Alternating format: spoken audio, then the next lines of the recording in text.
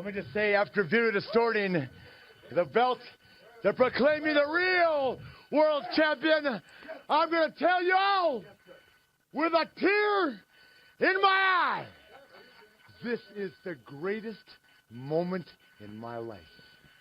When you walk around this world and you tell everybody you're number one, the only way you get to stay number one is to be number one.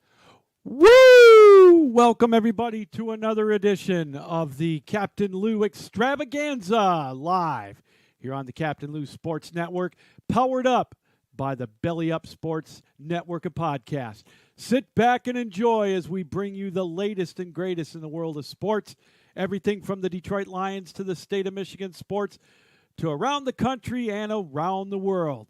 So what are you waiting for? Let's get out there and let's watch the latest edition of the Captain Lou Extravaganza. And welcome, everybody, to another edition of the Captain Lou Extravaganza. We are live here on the Captain Lou Sports Network on YouTube and also Twitter. You can watch us live on Twitter on my site at Real Captain Lou, or at the Captain Lou Extravaganza Facebook page, or my own Facebook page, Louis Gamlin. All different kinds of ways to watch us here on the Captain Lou Extravaganza. It is December 7th, 2022. How's everybody doing? Hail to the victors, baby. The Lion, or the Michigan Wolverines, going back to the college football playoff, as if there really was any doubt going into the playoff games. I think Michigan was a lock going into the championship games for the conferences. I think it was pretty much a lock that Michigan and Georgia were in. And I still think TCU really would have had to crap the bed in their game against Kansas State. I know they lost, but I still think that they were pretty much a shoo-in, and they won. Of course, Ohio State made it in. We'll talk about that a little bit later on, as they got in thanks to USC kind of stepping in it against Utah. So a lot to talk about tonight. We'll talk about Michigan.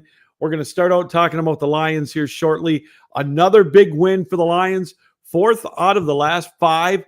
They are now 5-7.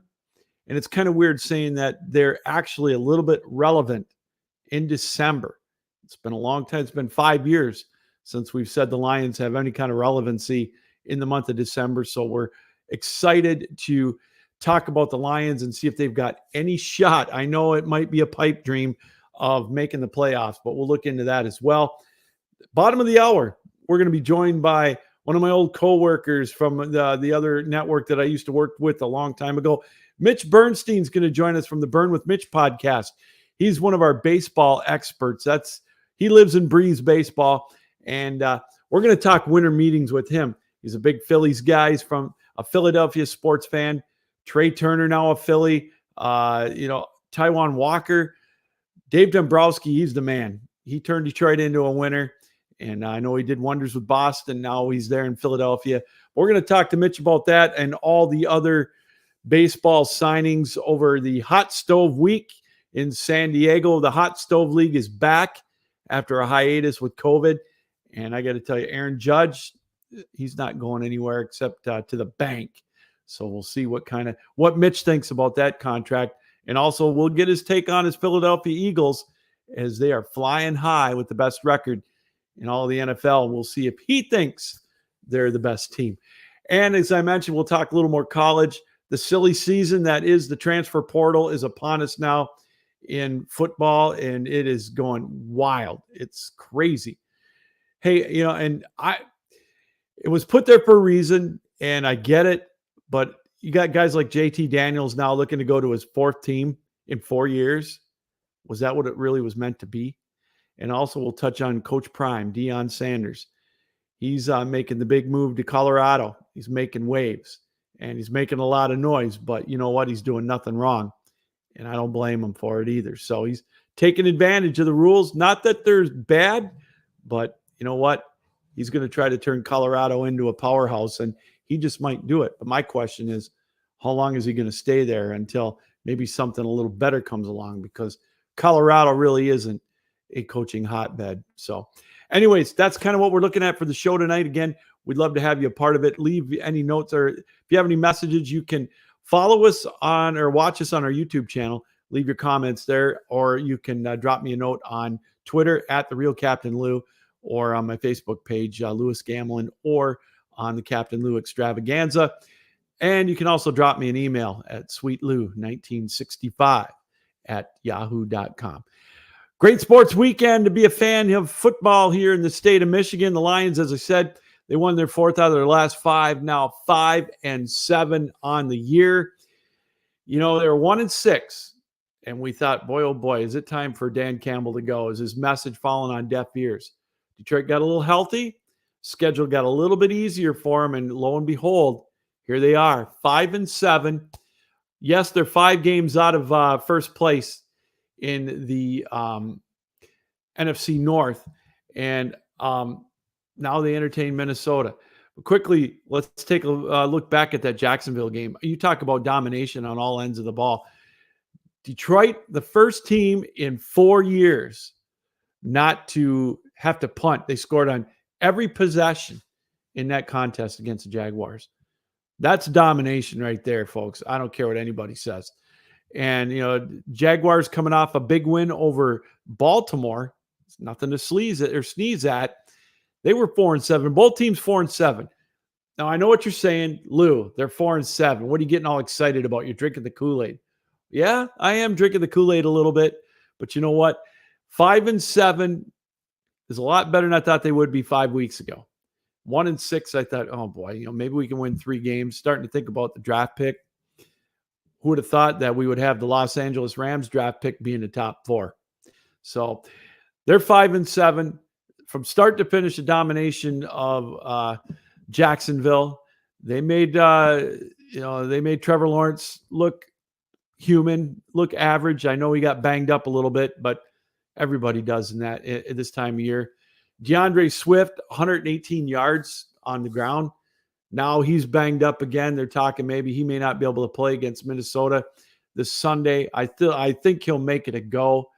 But, you know, hey, the Lions are right where they need to be. Now they're back relevant. We'll touch on it in a little bit if I think they've got any kind of a shot at making the playoffs. So, again, if you took my bets from last weekend, if you took the 1.5 in the Lions and over 50.5 on the parlay, congratulations, you were a winner just like I was. Or if you took my teaser bet, which obviously was plus 7.5 and over 44.5, you were a winner too. You know, you win more money with the regular parlay bet. And if you took Jared Goff to get over 249 yards, like I told you to, you're even big winner. So for those of you that did that, congratulations. 3-0 for me last week on that. My bet so far in the last month, I'm now 8-3 with my teasers. And I know you don't make a ton of money. You make about even money on that, but it's better than losing. I'd rather do that all day than, be a loser. And so, we'll give you our teaser bets and also our parlay bet that we're going to take here in a little while. So the Lions, again, were plus 1.5 last week. Jacksonville came in a favorite on the road. Now the Lions are taking on one of the better teams in the NFC, probably the second best team in the NFC, in the Minnesota Vikings. The Lions are 2.5-point favorites. Can you believe that? Against a 10-2 Minnesota team? What does Vegas know that we don't, huh? The over-under's 52.5. Now let's take you back to that Vikings game that the Lions played in Minnesota. Detroit dominated the Vikings for probably 55 minutes of that game. And if you don't believe me, go back and watch it. Detroit played one of their better games until, the last 5 minutes of that game. Then, of course, Dan Campbell, call it a choke job, call it whatever you want. His time management skills still aren't the greatest.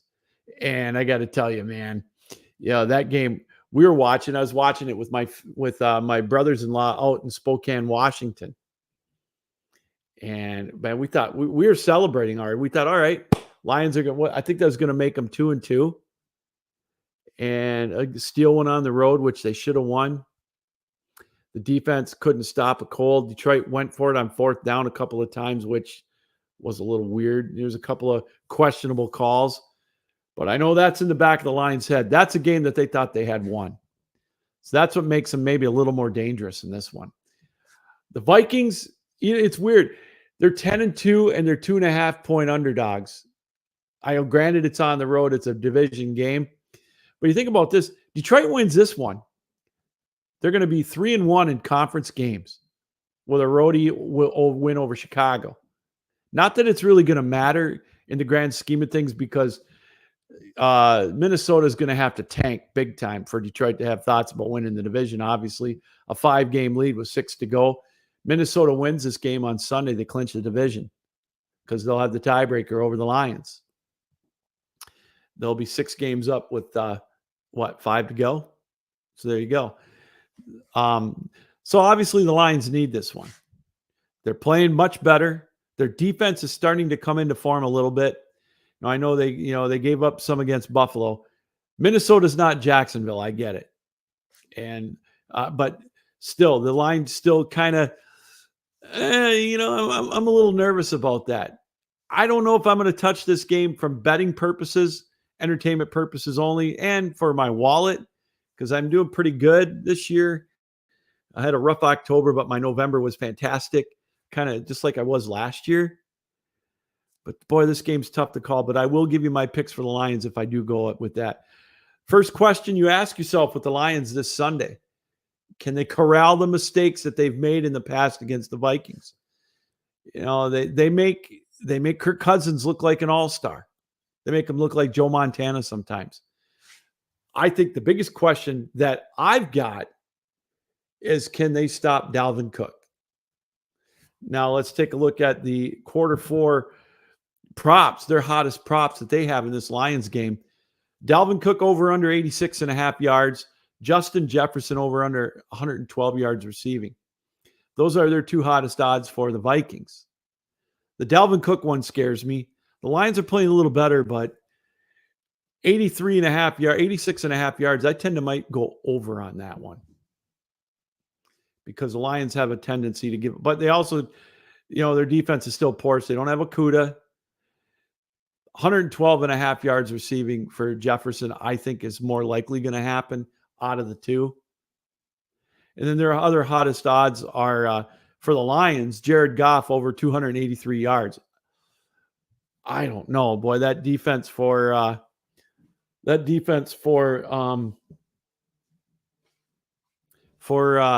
Minnesota is a little more impressive than the Jacksonville defense. I'm going to stay away from that 284.5 or 283. The one that I think I'm going to concentrate on with the Lions, and again, this could be a game time decision though, is DeAndre Swift. They're saying the over-under for him is over 32.5 yards. I will take that all day long. I will put that in one of my parlays for this weekend with the Lions. I will say that. If I do a teaser bet through DraftKings, I will use DeAndre Swift 39. It's probably going to be 39.5 yards. That's a little more, but I still think he can get 40 yards. I think he'll get the touches. But again, it's going to determine that is if he's healthy. And I look at that, and he's been limited in practice. He was today with his ankle. He tweaked his ankle again. We all know he's got spaghetti ankles just like I do. And he's missed a couple, 2-3 games with it this year already. But I would keep an eye on that. But if he's a go, the Lions are starting to integrate him into that offense a little bit. And they're gonna probably try to incorporate that into the game, incorporate him into into the game. But if you're like me and you've got Jamal Williams on your fantasy team, don't let that deter you from using him either. He's got 14 touchdowns. He's their go-to guy at the goal line, and they're going to go to him. I still think that Williams is going to get you at least 1 touchdown. He'll probably get you about 40, 50 yards. Swift will catch a few out of the backfield too. So, and of course you got Amon-Ra St. Brown. But again, this is a division game. This is a big game. They couldn't quite get Buffalo on Thanksgiving. They played a lot better against Buffalo. They hung with them. But this is a must-have. This is a make-or-break game for the Lions. If they go to 6-7, if they win this one, they've got a Jets team that is sinking, in my opinion. They could get to 7-7. And then after that, who knows? I mean, I still think of that. The Lions will have the Jets coming up. The Jets got Buffalo a little bit later. They've got them this week. Then the Lions got Carolina. Then they got Chicago. I mean, you can call it crazy, but if they beat the Vikings this week, they go 6-7. They've got 3 winnable games after that. Or if they go 2-1, they'll be 8-8 going into week 17. Then you never know. But I wanted, honestly, how many of you thought the Lions would be even contemplating being 8-9 or 9-8 after a 1-6 start? Tells me they're buying into Dan Campbell. Yeah, I know I'm drinking the Kool-Aid when I ask this question. Are the Lions 5-7 really still in contention? Well, the thing that really hurt the Lions, I truly believe, are the Redskins and the Giants, or the Redskins, I'm sorry, the Commanders and the Giants tying on Sunday. So now they both got 5 losses and a tie. So Detroit's, they're going to have to, they've got the tiebreaker over the Giants and the Commanders. But the big loss, I think, for the Lions that's going to haunt them more than anything now this year is going to be that loss to Seattle. If Seattle starts to fade, they've got the tiebreaker on the Lions if it comes down to that last playoff spot. Now, again, I know it might be a pipe dream, but I think, wow, there's still hope. We've got meaningful games in December for the Lions, just like my Red Wings. Did any of you watch that Red Wings game last night? After my ACHA power play last night, I turned them on. I got to tell you, they looked impressive last night against Tampa Bay. Red Wings are now tied for 3rd in their division. I know it's early, but they're on pace for 100 points. Crazy talk? It might be, but I'm giddy. I'm giddy because I could talk about the Lions being just a hair relevant in December. It's been 5 years since I've been able to say that. And they may fall flat on their face this weekend, be 5-8, and then all this talk is crazy. But I'm telling you, they've got an opportunity. Well, let's get back now to the Lions. Here's my teaser bet, here's my parlay. I'm drinking the Kool-Aid. If I'm betting the Lions, I'm going to take the parlay at -2.5. They can win by a field goal, and I'm going to go over 52.5 points. This one's got the makings of a 34-31 game or a 31-28 game written all over it. So if I'm parlaying this one, I'm going to take the Lions -2.5 and over 52.5 and get you plus 250. You throw a sawbuck down, you're going to get $25 back on top of that $10. It's that simple. That's worth the percentage right there to take a chance to throw $10 on it. I'm going to do it. As far as the Captain Lou teaser bet, what you do is you do a 6-point or a 7-point teaser. I usually do the 6-point teasers because you get back to pretty much even money. Take the Vikings plus 8.5 on this one. That way, if they only lose by 6, you cover. And this is going to be over 46.5. So if you take the Vikings plus 8.5 and over 46.5 total, it's -105. So basically, you bet $10, you're going to get $9.50 back on that. So you would win, like your take home would be $19.50. But if you throw in DeAndre Swift over 32.5 yards, look what it does. Bumps it up to plus 145. So if you take that as a 3-way parlay teaser, whatever you want to call it, you'll get $14.50 on that sawbuck that you bet. So that's kind of my teaser bet for the Lions. And, again, throw in DeAndre Swift getting over 32.5 yards on the ground, plus 145. That's kind of what I'm looking at for my teaser bet for the Lions game. That's a 6-point teaser. You can go 7. In some instances, you can go higher, but obviously you don't get the payoff that you would get with this 6-pointer. I think if you can go all the way up to the Vikings plus 12.5, and I think the over like down to 43, but you're going to get like -150. So then you got to start thinking, is it worth it to put 10 or $20 down to get maybe, 7 back along with the $10? That's what you always got to think about when you do the teasers. Usually 6 or 7, you go to like any casino, you can get it down to 6 or 7 points. And you're still, it's worth your while betting. But once you start getting, then either that or you got to start adding some more props. And, like, will Kirk Cousins go over 250 yards or whatever? But you got to win all 5 or all 4 to get that even money. So that's where you got to kind of be careful with those teaser bets, as you probably already know. But I want to go back to this graphic that I put up while we have a few minutes. We've got Mitch Bernstein scheduled to come with us here at the bottom of the hour. We're going to talk Hot Stove League baseball with him. And also we'll talk about the Philadelphia Eagles. But are the Browns really in contention at 5-7? I want to take a look at the NFL standings real quick, because right now they're like tied for 9th overall in the conference, but they're 3 games out of the division lead. Cincinnati's right there. I don't think the Browns are. I know they got Deshaun Watson. I think that was fool's gold because they played a hapless Houston team. And are the Jets and Patriots ready to fall in the playoff abyss? Now, Zach Wilson's out for the Jets. He's done. So they got Mike White. Now, they lost the game. I sincerely believe that they should have won against the Vikings last week. How many chances did they have? Didn't they have a 4th down and goal at the 1 last Sunday? That was a big loss for them. Mike White, as you last recall, had a one-hit wonder with the Jets a couple of years ago. He had that really good game like he did against the Vikings. Then he kind of went into the toilet. How can they count on him to make it back, help them make the playoffs? Now, I know they got a good defense. Losing Breece Hall's huge, but I think they're ready to fall in that abyss. Well, let's see what they do this weekend. They got the Buffalo Bills coming up.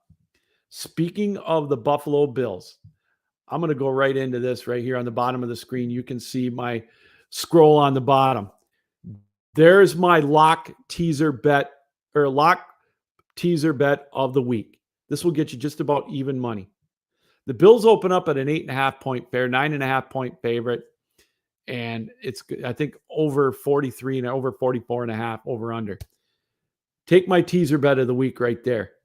Take the Bills minus 2.5 and under 50.5, even money. That's my teaser lock bet of the week. The Bills got revenge on their mind after that fiasco in New York. The Bills have a chance to get the number 1 seed in the conference.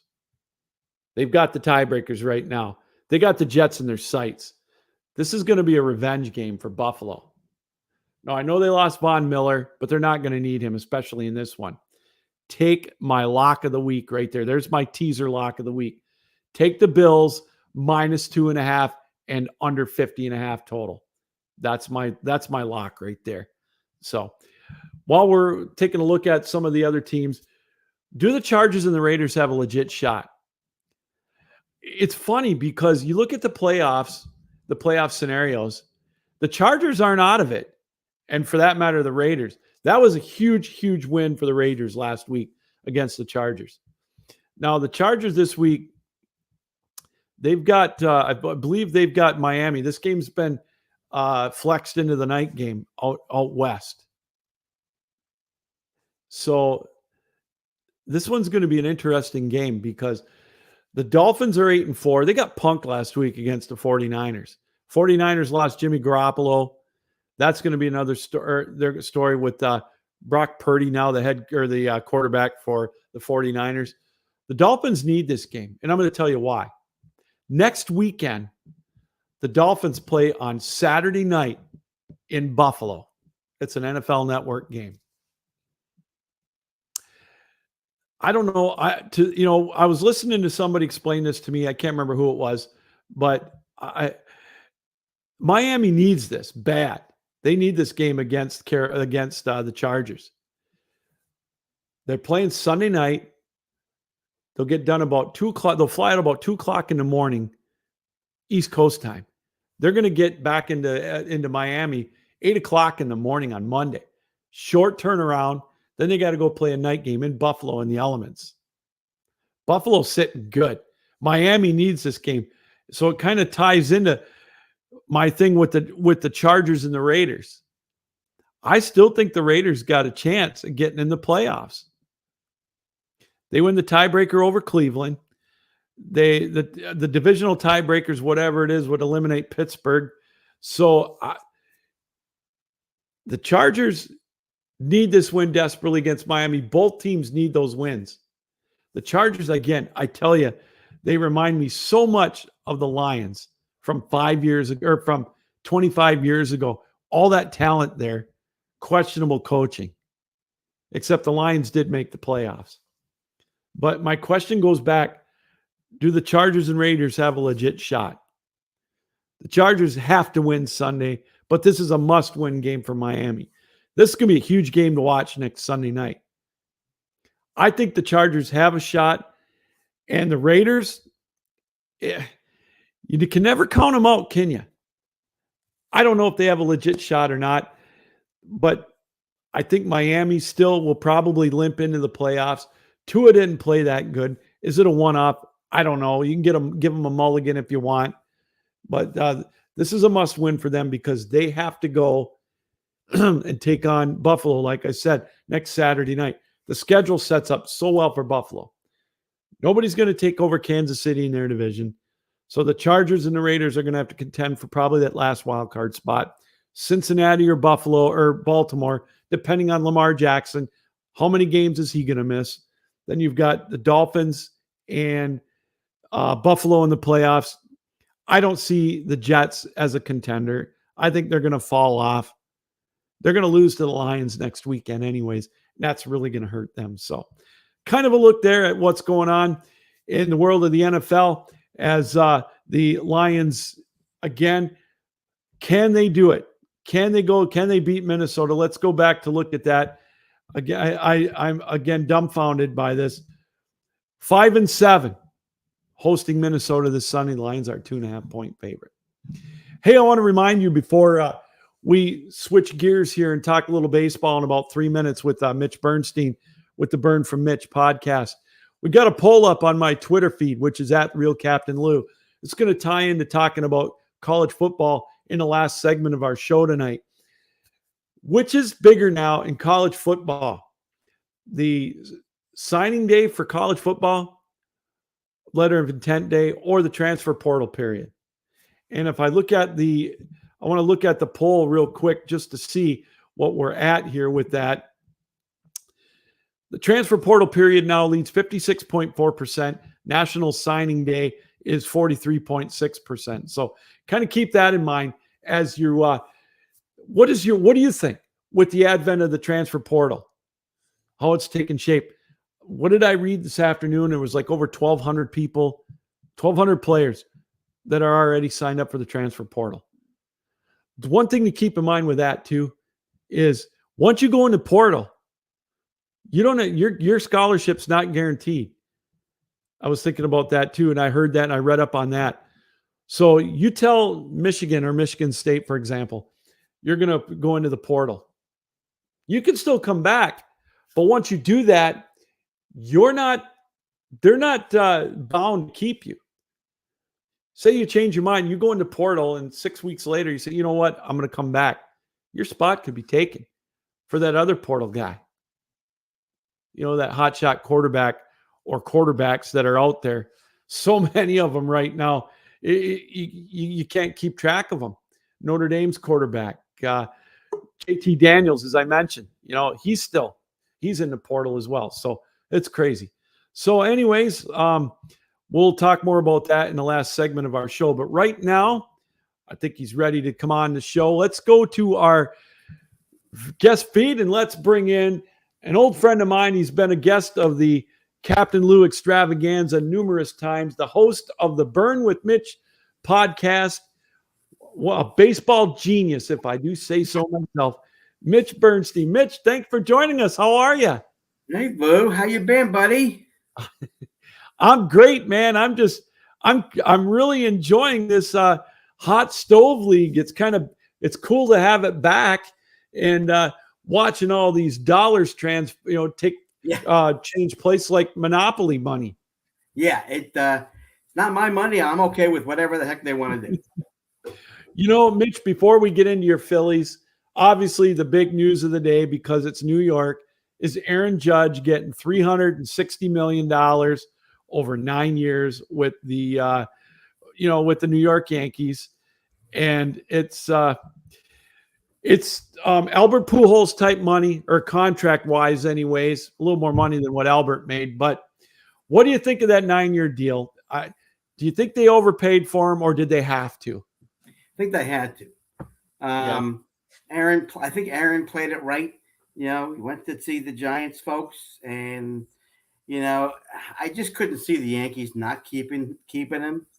I couldn't think of it. But he pushed the envelope by going there, and lo and behold, the day after he visits with the Giants execs, he gets the Yankees deal. So he played it right. $40 million a year. In this day and age, as we know, that's fine. I mean, I think he's worth it. He sure has shown it, and I think good for him. Well, it's funny is a lot of us lament, oh my God, look at all the money. It's just like these college coaches now. In 10 years, like you said, $40 million is going to be peanuts. I'm trying to think who I was thinking about. Maybe it was oh gosh, Bryce Harper, maybe. His contract is long, but the AAV, or average annual value, is going to be, middle of the road by the time it's over. Right. Yeah. And everybody has an opinion on, look how long they're signing them. Trey Turner just signed with the Phillies. Thank goodness. What are they going to be like when they're 38, 39, and 40? You know what? Who knows?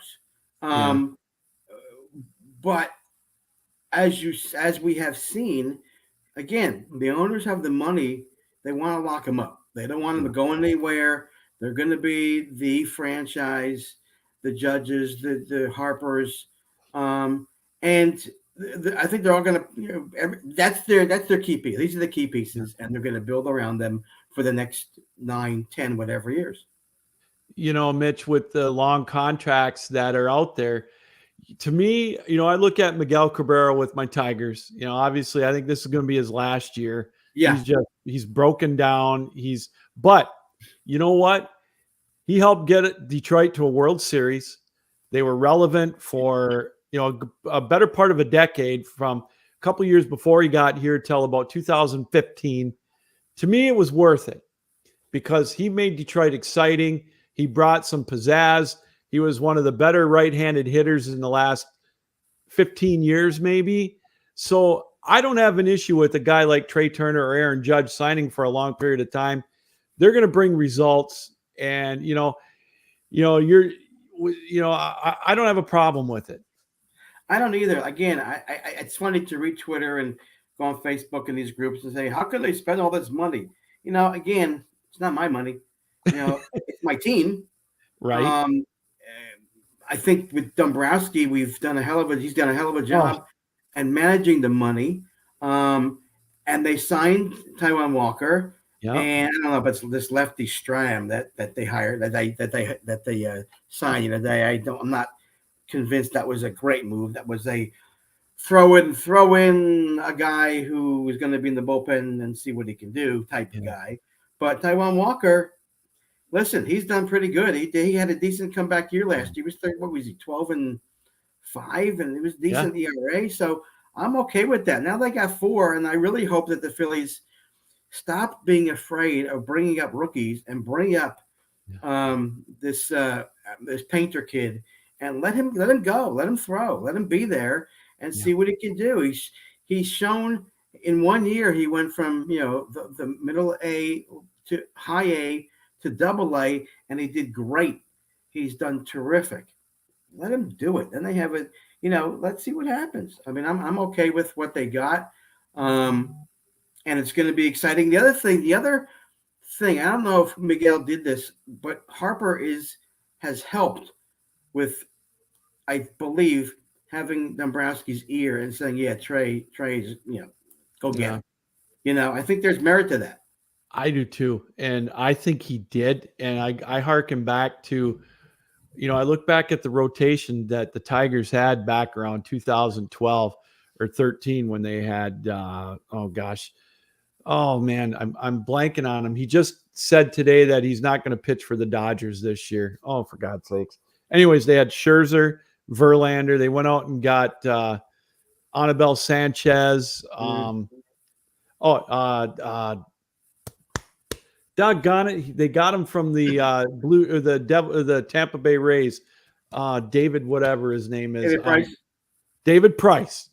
They had such an array of talent, and I know Cabrera had a hand on it. They went and got they went and got Prince and Prince Fielder's kid, or Prince Fielder, yeah, and they had a lineup, and I think he had something to do with it. But I got to tell you, I got to ask you. I heard this today. My wife and I were watching PTI, and they asked they asked Tony Kornheiser what he thought of the signings, and he said, I think the biggest signing that the Phillies made that probably is the more satisfying is getting Walker, because they got him from the Mets. And it's like they got one eye on the rest of the league and the other eye on the New York Mets. Yeah. That was, I love that. I saw that. I was like, yeah, that's pretty good. I like that. That's awesome.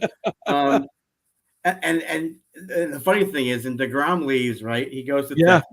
Of course, the Phillies opened the season against Texas. Can't get out of it. But Verlander, though, going, this guy is another Noli, Tom Seaver-ish guy. Yeah. He doesn't age. Love the contract. Good for the Mets, and he has stayed in shape, obviously. Oh boy. Right? And that's what we're hoping that Harper does, and we know he's smart, and he will. We're hoping with all these contracts. I'm sure all these guys know, the owners, that they're doing what they can to stay in shape. And God forbid that an injury rears its ugly head, you deal with it. And that's what the Phillies are going to deal with Harper for half of the season. So that's going to be interesting. Had a couple of Phillies guests on last night, Phillies folks, and we talked about, what are we going to do in right field? Let Nick play. Can we get Hoskins out of first base? And maybe use Garrett Stubbs more to give JT some rest. Yeah. Have Stubbs play and then have JT play first base. I said, that's a pretty damn good idea.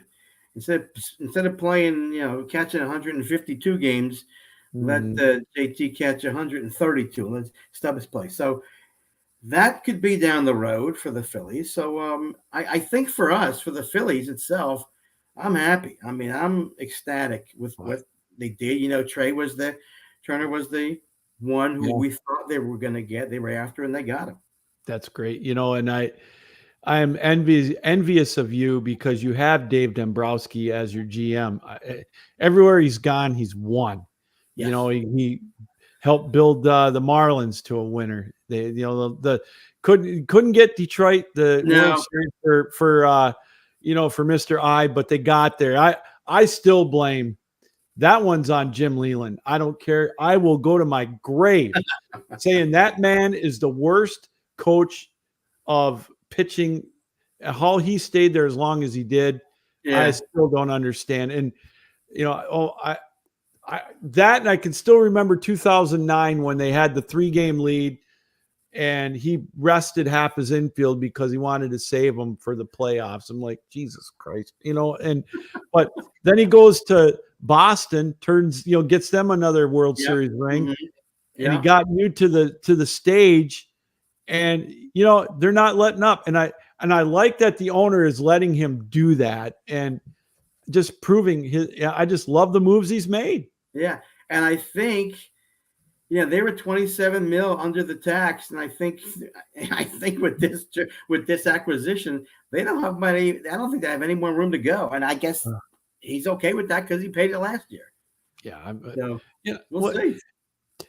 To me, what would I don't know what they would have to pay in that tax, but my God, I would think it'd be worth it to be in the World Series again. You would think you would recoup that in revenue, wouldn't you? Yeah, I think you're right. And I think what's going to happen, it was funny watching in the middle of the season when they were not as consistent as they were, when Thompson first took over and they won that 10 games in a row or 9 games in a row. It was like, oh my gosh, look what they're doing. And then they started to slump and they were, playing 500 ball, and they picked it back up again. They're going to bring more people are going to show up at the park because it wasn't packed. Right. They're going to continue to show up at the park now because the people now have look. They went to the World Series. They're gonna pack the ballpark. Oh God, what was it like to have your team in the World Series? Well, listen. And this is an overused word. It was unbelievable. Nobody expected them to be there. They had to go to the second to last game of the season. Oh my God, to get in. what a run! What shocked the hell out of me was they're playing St. Louis, right? Yeah. And they come back with those 6 runs, and then their Cardinals dominant to the nth degree closer Helsley can't pitch. Yeah. And I said to my nephews and my brother-in-law who are Cardinal fans, I said, what the hell is going on?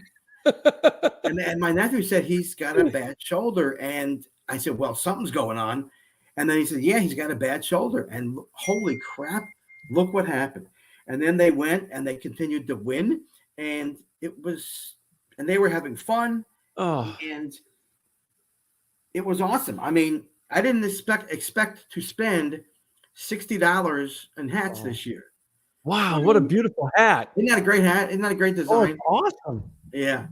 I love this. And when my wife says that's a nice hat, then it was worth the $30, right? Hell yeah. Oh, that's great. Oh my God, that's so funny. it was really exciting. I wasn't expecting that. Listen, they hit McCullers. They hit those home runs off of McCullers, and I'm like, what the hell is going on? And then the next games they shut down, and Stott looked terrible. He was hitting swinging. That long swing came back. The key is they all have experience now. They know what it takes. They have the experience. Added players. Yeah. They'll do what they can. JT stepped up when Harper went out. Yeah. The pitching, Ranger Suarez, holy mackerel, unbelievable. Jose Alvarado, horrendous. I mean, at the first he couldn't throw. I was 2 years he couldn't throw strikes. Yeah, when he didn't do it, he came back and he did. Dominguez, I mean, so the bullpen, much better. Yeah. The lineup is good. Hopefully Marsh hits more. We got a decent up the middle now with Turner and Stott and JT and Marsh. So it's looking pretty good.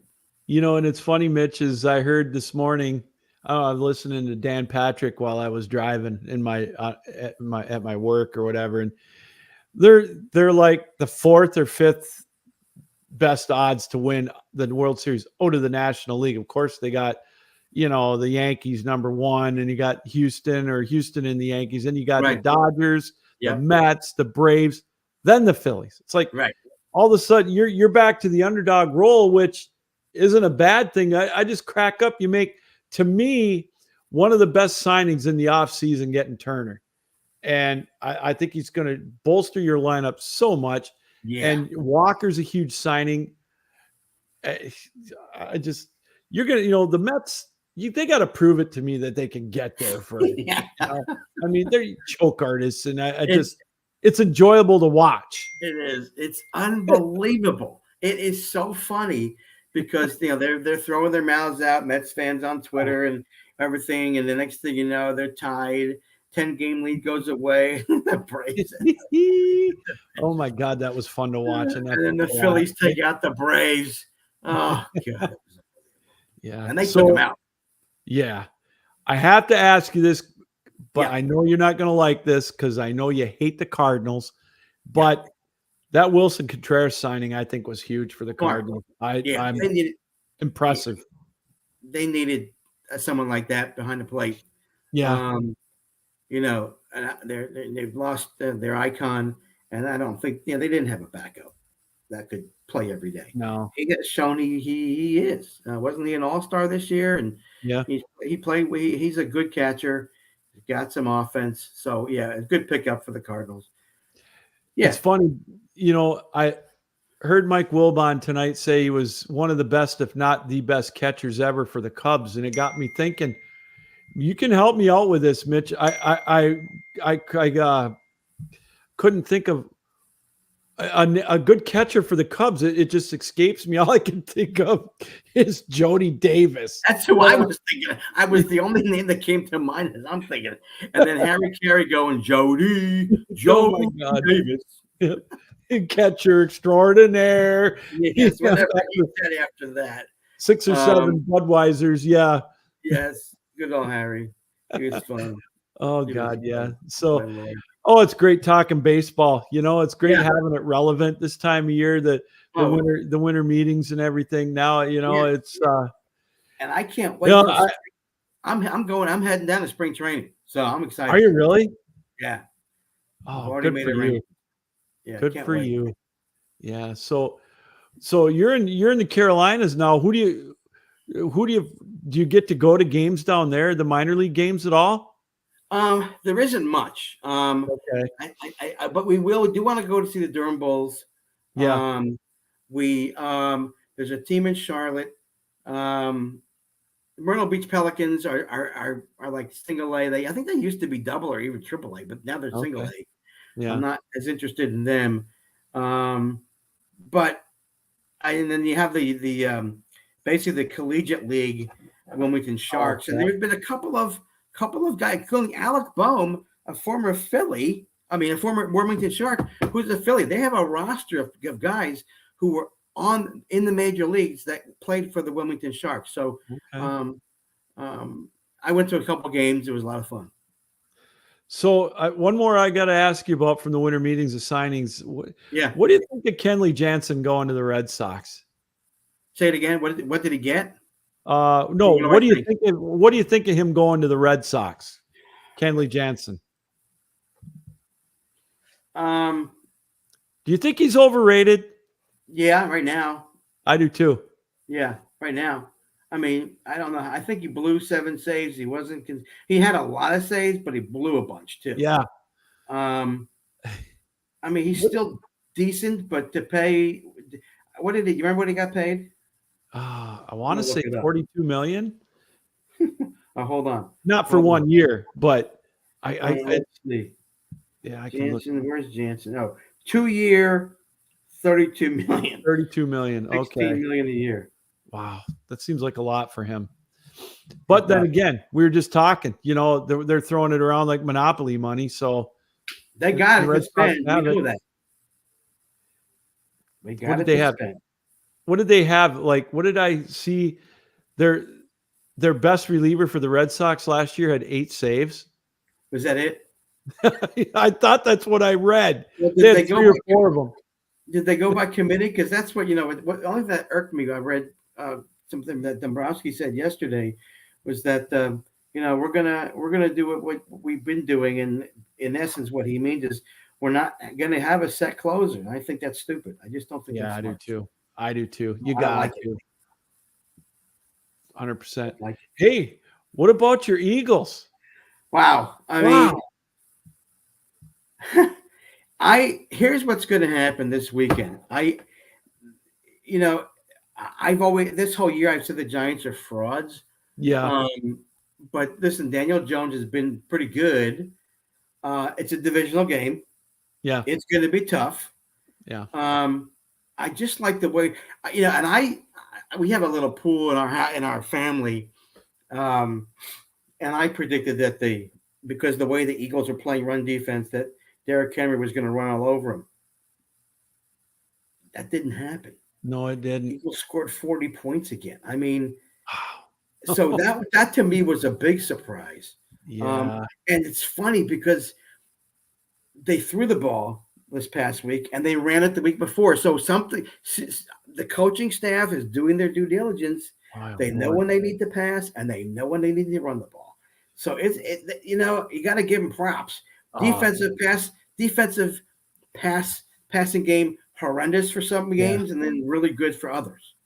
Jalen Hurts, holy crap. If you'd have told me that after watching week 1 when the Lions took them right to the end, that they would be 11-1, I'd have said you're crazy.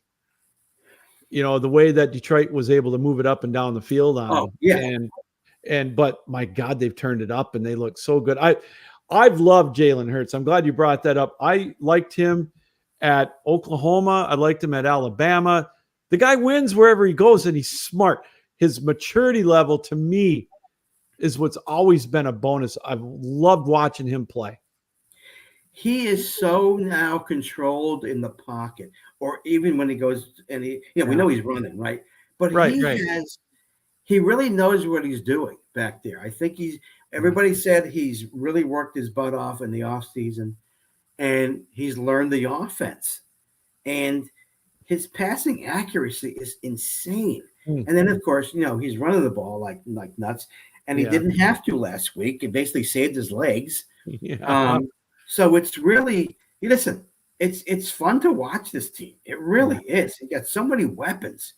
Jordan Davis was interesting. So Jordan, one of the only rookies that's really been solid that they've picked up in the past several years to clog up that run. He was back. I think he went out for some injury. I don't know if he went back in though, but I think he had some impact on Sunday, and he's had it all year. I think that's where they've been giving up so many yards in the run game. Well, he's been out for 4 or 5 weeks. He came back. I think he went out. I asked Brendan Deeg. He didn't respond. I wanted to get his thoughts. How did the run game? Did Jordan Davis have an impact or not? He didn't respond to me. But listen, and then Gardner. Too bad that he got hurt. Yeah, he had 6. What, he had 6 or 7 picks already this year. Yeah, crazy. Gardner Johnson. I mean, really good player. I mean, just really good. So it's going to be a battle. This week. From now on, except when they play the Bears, I think they got at least 4 divisional games. 2 against the Giants, one against the Cowboys already. So you got to help us out, Mitch.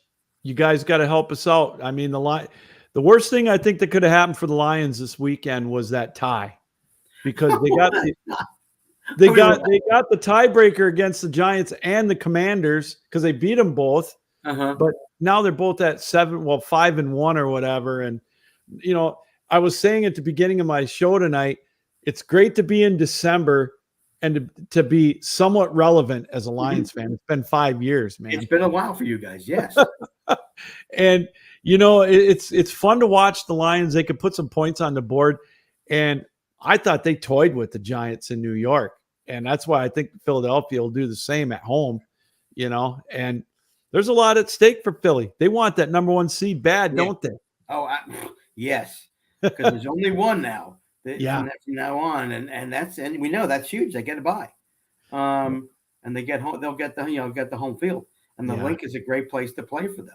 The fans are nuts. Oh, hell yeah! It's crazy. I can't.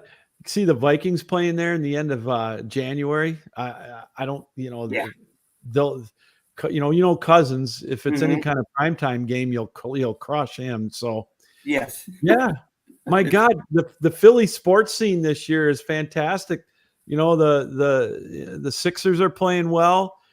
Not too sure about the Flyers yet, but hey, 3 out of 4, man. I would take that. Absolutely. I mean, I'm a so my Phillies are number 1. Yeah. Eagles for me are 2. I'm not a big basketball guy. Yeah.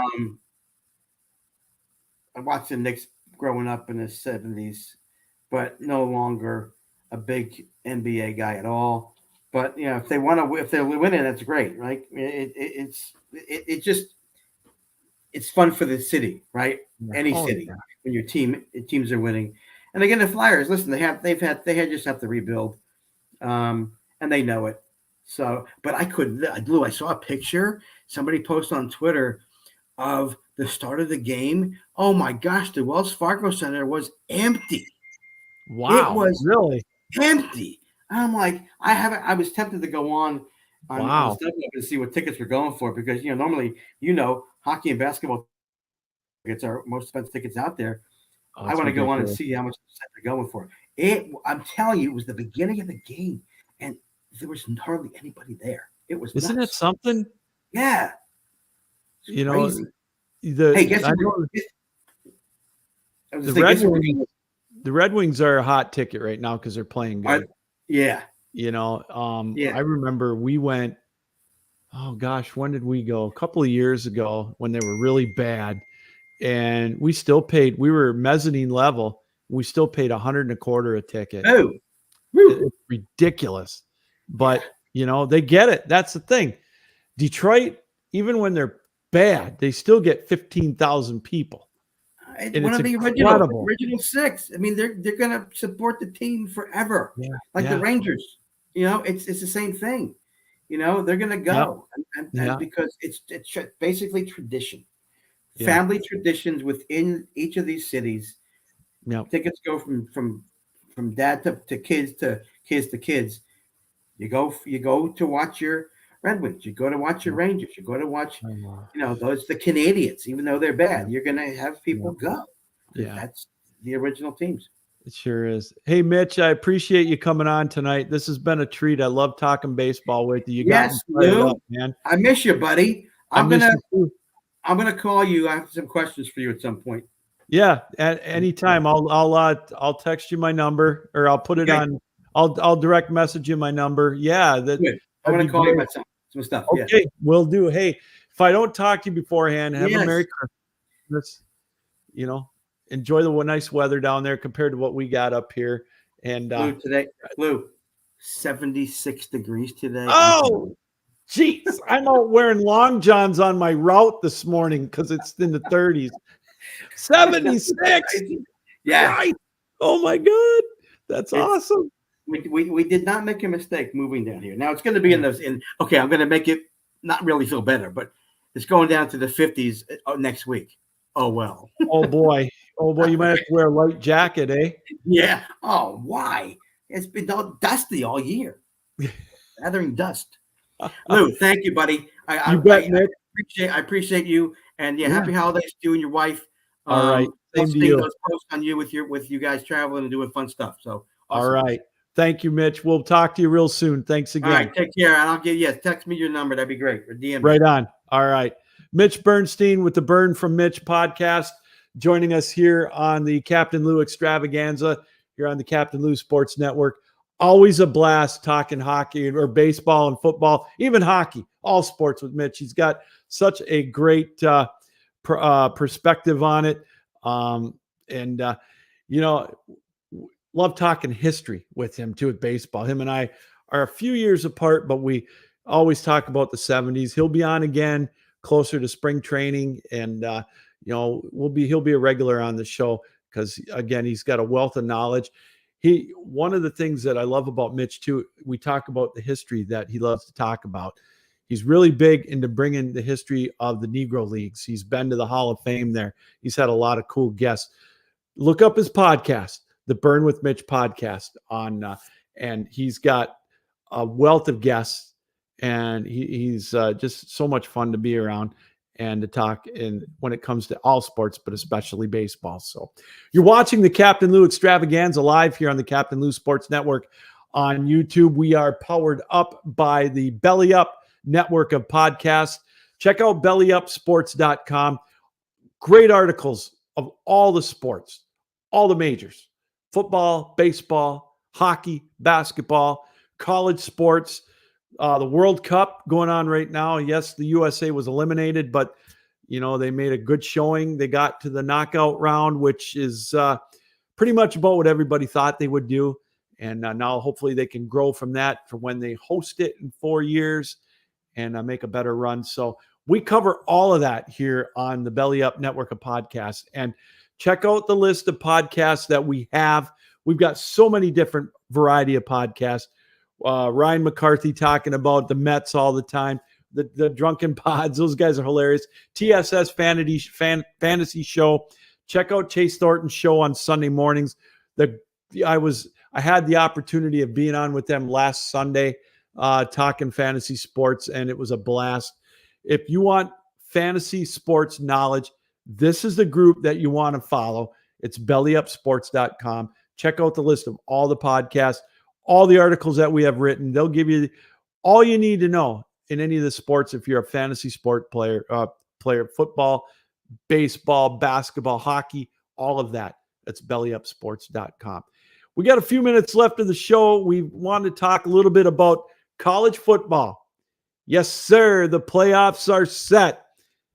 Hail to the victors, baby. As I said at the beginning of the first hour, our Michigan Wolverines are number 2 in the college football playoff pool.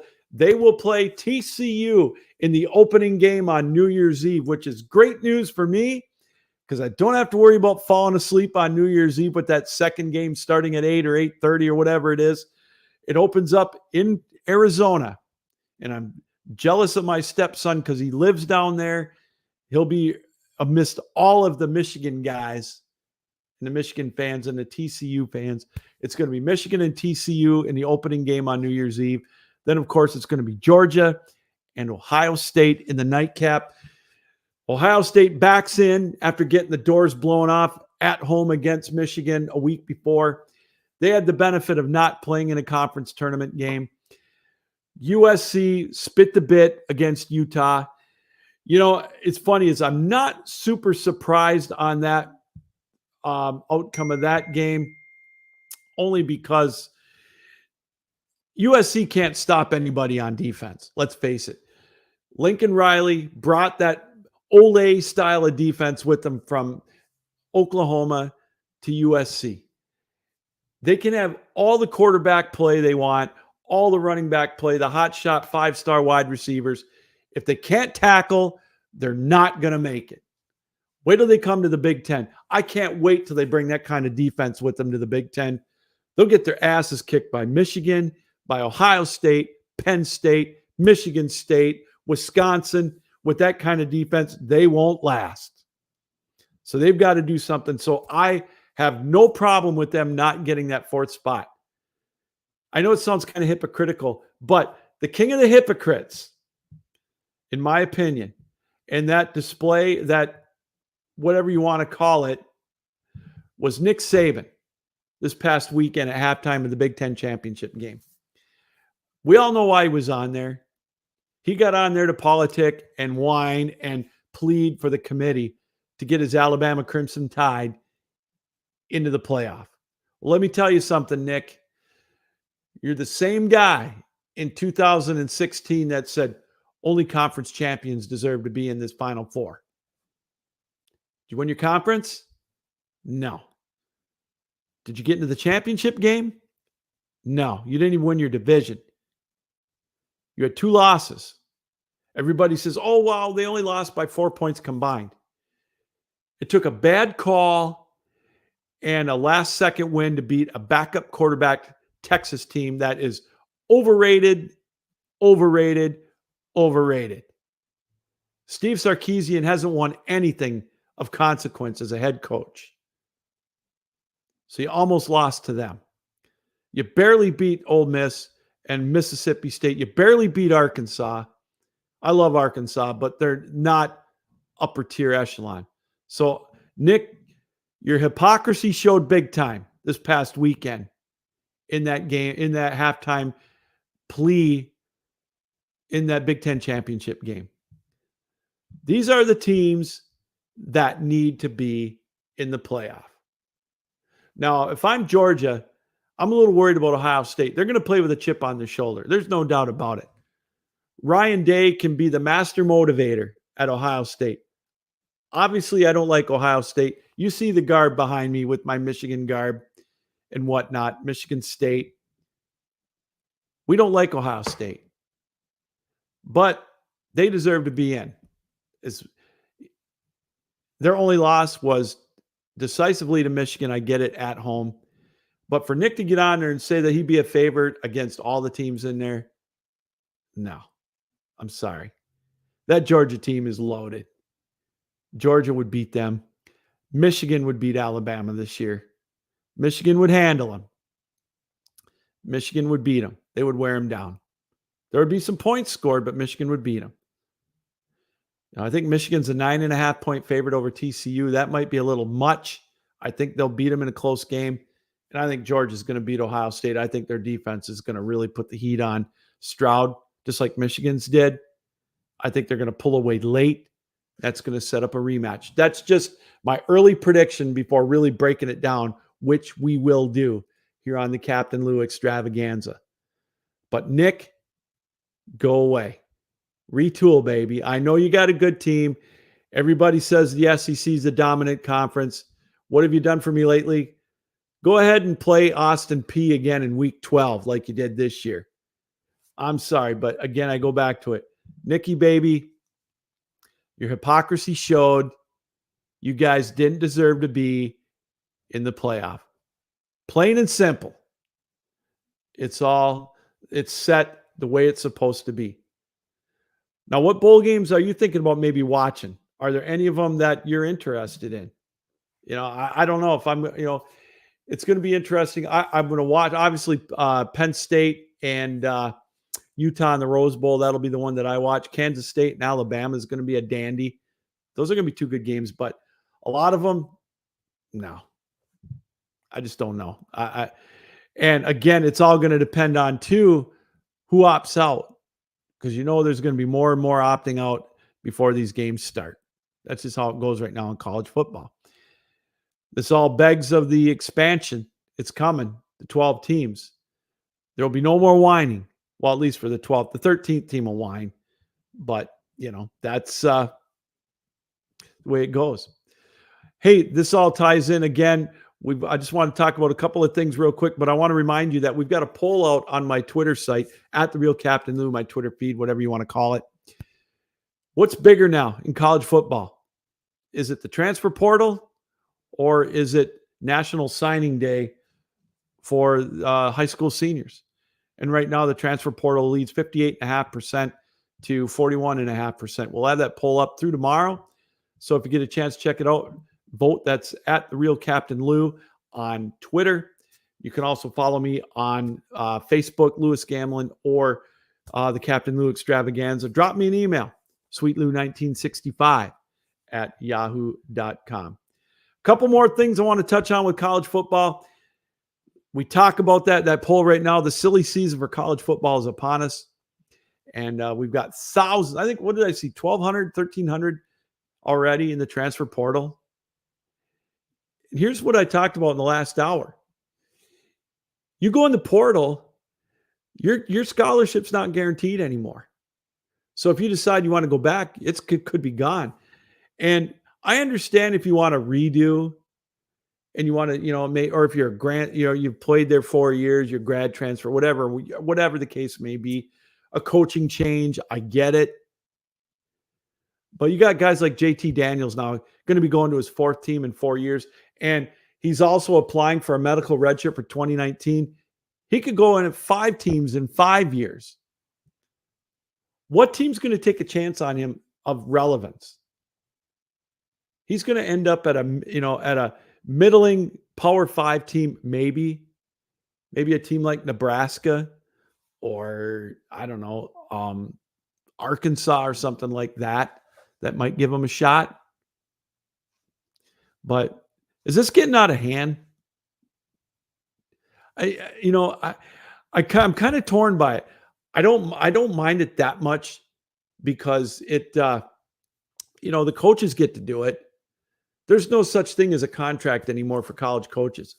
They can either get fired or take a different job tomorrow and pay the buyout and boom.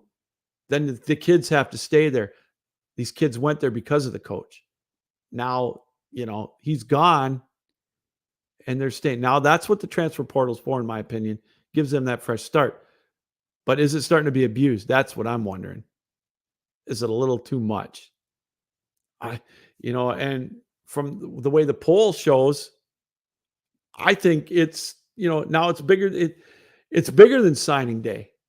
It really is. So I don't know. It's going to be something's got to give with it, because now with the advent of NIL money, it's like free agency all over. Kids are signing for millions of dollars in NIL money. And I've talked about it with my friends, with my brothers-in-law, with my son, my family. We always like to talk about this. And, how much is it going to get to before now the NCAA is going to have to step in and maybe do some type of salary cap or, because these kids are going to start making more than they would in the NFL, because college athletics, especially in some of these university towns where they don't have an NFL team or an NBA team, Oh my goodness, they're going to get millions upon millions. It's like we watched PTI. I'm going back to that. I watched that tonight. They had Booger McFarland on there, and they asked him if he would go there to Colorado with Dion. And he's like, no, Booger don't go there because it's too cold unless you put a 5 in front of the number. And we all know that's not $5,000, baby. That's $5 million. And if you scoff at that, you know what's coming. We talked about Drake Mayo last week on the show, quarterback from North Carolina. He's one of the top prospects. He could transfer. Don't be surprised in the next 1 to 2 years. You're going to see a big-name college quarterback, even coming out of high school, going to be making $10 million in NIL money. It's absolutely crazy. So that leads me into my last topic again tonight to talk about college sports. Deion Sanders, Coach Prime, bringing the sizzle to Colorado.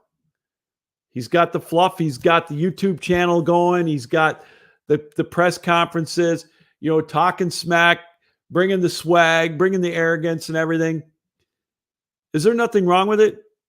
And of course, I misspelt my thing here. I'm going to have to, let me see if I can fix that here. That last word was supposed to be, let's add that B on there. Okay. That's the magic of being able to edit on the fly. I don't have a problem with it. He's playing by the rules. Now, we often talk a long time on this show. There's no nobility in humility. We live in a day and age now where you promote yourself. Deion Sanders has done a lot for the HBCUs. He did a lot for Jackson State. He got them recognition. Now it's up to them to take it and move on with it. He's bringing his brand to Colorado. Colorado is a doormat right now in college sports. No doubt about it. It hasn't been relevant in a long, long time. Mel Tucker left there after 1 year to come to Michigan State, and he's turned it into a payday and a half. He left there at 5-7. Prime's coming in. He's not pulling any punches. He's saying, you know what, I'm bringing my guys, hit the portal, hit the showers, whatever it is, and he's bringing his style, his people. But that's how you can do it now. You can get 85 portal guys in there if you want. That's the rules. And I don't know if exploiting it's the right word because he's not, but he's taking full advantage of the rules. It's like the Major League Baseball with their, no salary caps and all that. They're playing by the rules, the big money players, the big money teams. That's what this is what college football is going to turn into. He's not breaking any rules. Now, I'm not a fan of the arrogance and a lot of the flamboyancy. I'm old school. I'm one of these guys, I don't like people wagging the fingers in other people's faces and this and that. You can dance in the end zone. Showing somebody up, that's what I have a problem with. Deion's borderline like that. He's coming across now, his speech, no earrings, no hats in the meetings, blah, blah, blah. That's great. That's great. But my biggest question is, how long is he going to stay in Colorado? And the only reason I say that is, what if Florida State comes calling?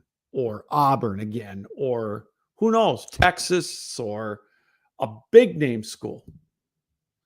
Will he be at Colorado long enough to turn it into a national power that he wants to?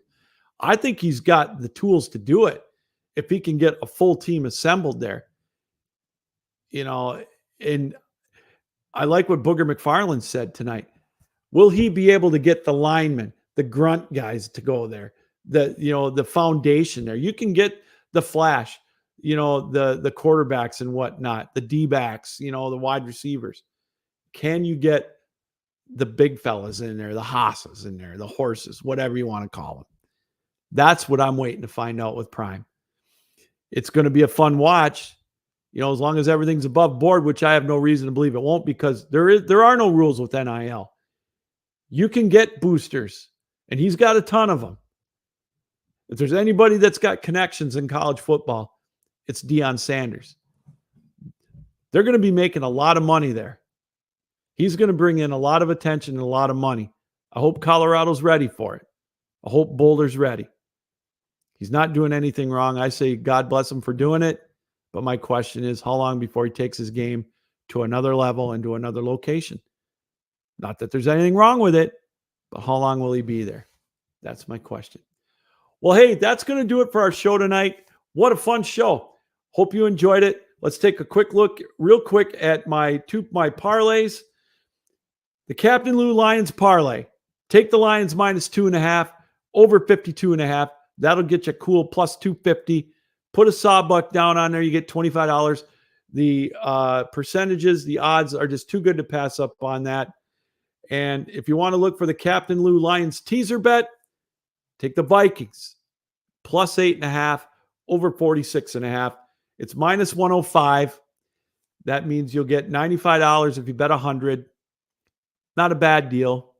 I would probably do that. And if you throw in DeAndre Swift to make it a three-way parlay, it's plus 145. So you'll make $14.50 on a $10 bet. But my parlay or my teaser lock bet of the week right here. It's on the bottom of the screen. You can see it.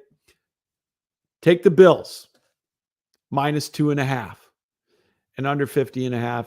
That's minus 105. The Bills are going to run roughshod over the Jets at home. That's my lock. We'll see how that goes next week. Hey, thanks to Mitch Bernstein from the Bern with Mitch podcast for taking time out tonight to talk some baseball. Old buddy, we'll have him back on the show again. Good luck to his Eagles as they try to get that number 1 seed. But most importantly, I want to thank you, the viewer, for taking time out from time to time to watch us. You can watch a replay of the show anytime on the Captain Lou Sports Network on YouTube. That's where we're based out of. But I want to thank the network of podcasts. It is Belly Up Sports for giving us the platform to do this. We got a lot of fun stuff coming up in 2023. Can't wait to bring it to you. This is exciting. This is the fun time of year, especially with my Lions a little bit relevant. Of course, Michigan going to the playoff. My Red Wings doing good. Love talking baseball. Love talking sports in general with you here on the show. Well, this is Captain Lou saying keep your heads up, keep your sticks down, keep your feet moving, and as always, keep your minds open. Good night, everybody. We'll see you next week. We got 2 shows next week again. We've got the ACHA Power Play Tuesday night at 7, and then another edition of the Captain Lou Extravaganza Wednesday night, 7 o'clock, right here on the Captain Lou Sports Network on YouTube, powered up by the Belly Up network of podcasts. Until then, enjoy the games this weekend, everybody. Be safe. Good night, everybody. We'll see you next week here on the Captain Lou Sports Network. So long.